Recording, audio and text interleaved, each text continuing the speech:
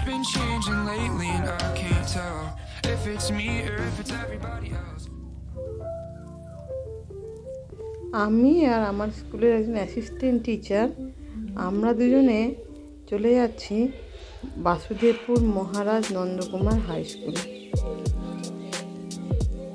ওখানে আজকে বাৎসরিক সাংস্কৃতিক অনুষ্ঠান এবং পুরস্কার বিতরণী সভা আছে।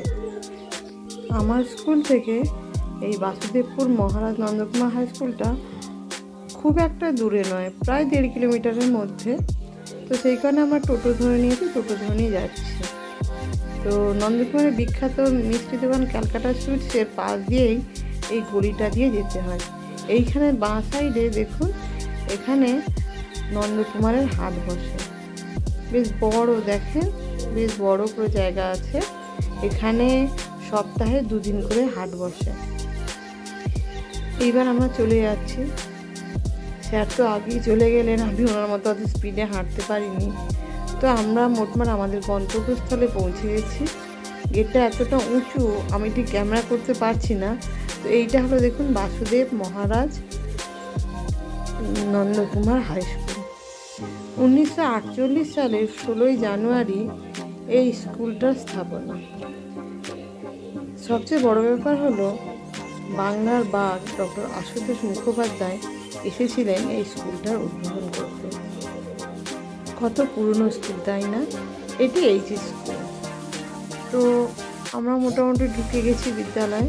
ওখানকার যিনি স্যার ছিলেন উনি আমাদেরকে সম্বর্ধনা জানিয়ে আগে নিয়ে যেতে বললেন এবং চলে গেলাম। এইখানে দেখুন চাঁদোয়া টাঙানো হয়ে গেছে, স্টুডেন্টরা বসে আছে, অনুষ্ঠান শুরু হলো। তো অনুষ্ঠান শুরু হওয়ার আগে এই স্কুলেরই একজন মেম্বার, যিনি এখানে ডোনেট করেন, ম্যানেজিং কমিটিতে আছেন, উনি এসে সর্বপ্রথমে শহীদ বেদিতে মাল্যদান করলেন এবং স্টুডেন্টরা ড্রাম বাজিয়ে সেইটা সম্বর্ধনা জানালেন।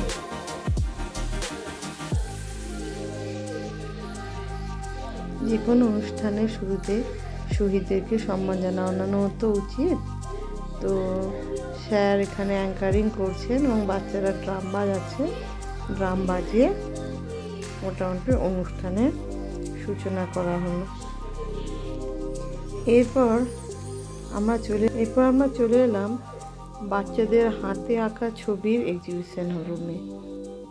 বিদ্যালয়েরই একটা রুমে এরকম সুন্দর সুন্দর ছবি আঁকার এক্সিবিশন স্যাররা আমাদের দেখালেন। বাচ্চারা কত সুন্দর সুন্দর ছবি এঁকেছে দেখুন। তাদের নিজস্ব বিভিন্ন চিন্তাভাবনা তাদের ছবির মধ্যে দিয়ে প্রকাশ হয়েছে। এটা দেখাচ্ছে কন্যা সন্ন্যাস সুরক্ষা। এখানে তো বোঝাই যাচ্ছে, আমি আর বলতে চাইলাম না যে কি দেখাচ্ছে। তারপর দেখুন এবার আমাদের চলে এলাম মূল মঞ্চে এবং ওখানে বরণ অনুষ্ঠান চলে গেল। আমার আশেপাশে আরও বিভিন্ন স্কুলের টিচাররা উপস্থিত ছিলেন, আমন্ত্রিত ছিলেন। একে একে সবাইকে বরণ করে নেওয়া হলো এবং প্রত্যেক টিচারকে কিছু বলার জন্য অনুরোধ করা হলো। তো একে একে সব টিচাররা আমরা উঠে গেলাম এবং নিজেদের কিছু কিছু বক্তব্য স্টুডেন্টদের কাছে রাখলাম। এইভাবে আমাদের অনুষ্ঠানটি চলতে থাকলো।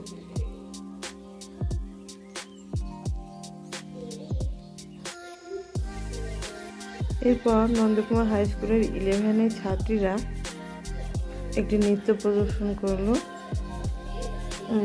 আমাদের গণেশ দেবতাকে সম্মান প্রদর্শন করে ওনারই নৃত্য একটা করে, তো 11 মেয়েরা সুন্দর করে একটা নৃত্য পরিবেশন করলো।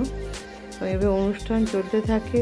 শেষের দিকে ওই স্কুলেরই একজন স্যার ছাত্রছাত্রীদের সামনে এবং আমাদের সামনে সাইকেলের খেলা দেখালেন। স্যারের এজ 60 পার হয়ে গেছে, কিছুদিনের মধ্যে রিটায়ার করবেন, কিন্তু ওনার স্ট্যামিনা দেখে সত্যি অবাক হতে হয়। উনি এই বয়সেই খুব সুন্দর সাইকেলের খেলা দেখালেন, যেটা সেদিনের বিশেষ আকর্ষণ ছিল। দেখুন ছাত্রছাত্রীরা সবাই গোল করে দাঁড়িয়ে আছে স্যারের এই খেলা দেখার জন্য। তো তো তার কিছুটা অংশ আমি আপনাদের সাথেও শেয়ার করলাম। আপনারাও একটু উপভোগ করুন।